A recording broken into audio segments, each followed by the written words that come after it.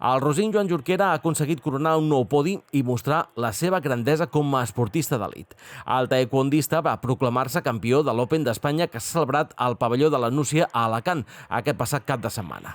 Una medalla d'or que va aconseguir en la categoria de pes gall, menys de 63 quilos, després d'haver superat 4 combats. El darrer va ser contra el taekwondista manxec Iker Abad.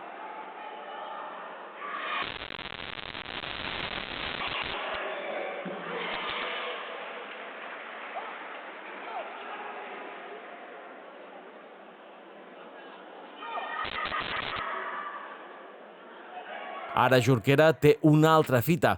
Després del triomf toca preparar-se pel Mundial que es disputarà a Bakú, a l'Azerbaidjan, el proper mes de maig.